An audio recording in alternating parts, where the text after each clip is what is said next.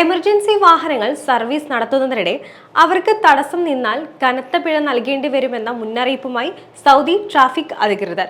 സൗദിയിലെ ആംബുലൻസുകളും ഫയർ എഞ്ചിനുകളും പോലുള്ള emergency service വാഹനങ്ങളുടെ ദൗത്യത്തിന് തടസ്സം നിന്നാൽ നിയമലംഘനമായി കണക്കാക്കുകയും കൂടാതെ 500 റിയാൽ മുതൽ 900 റിയാൽ വരെ പിഴ ഈടാക്കുമെന്നാണ് സൗദി ട്രാഫിക് അധികൃതർ അറിയിച്ചിട്ടുള്ളത്. പൊതുവെ ഈ നിയമം നിലവിലുണ്ടെങ്കിലും ഇത്തരം നിയമലംഘനം അധികമായതോടെയാണ് ഈ മുന്നറിയിപ്പ്.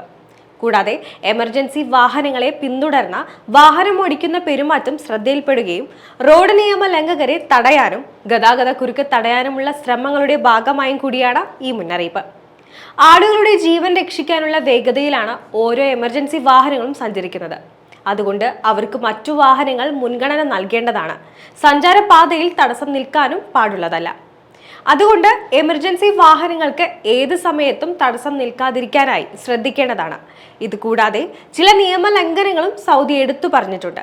അതിലൊന്നാണ് കാൽനട യാത്രക്കാർക്ക് മുൻഗണന നൽകാതിരിക്കുന്ന ഡ്രൈവർമാർക്ക് 100 റിയാൽ മുതൽ 150 റിയാൽ വരെ പിഴ ചുമത്തുമെന്നത്.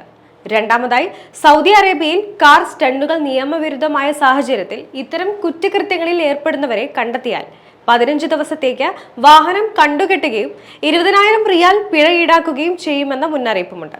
കൂടാതെ ട്രാഫിക് നിയമം ലംഘിച്ചാലും കനത്ത പിഴ തന്നെ നൽകേണ്ടി വരും.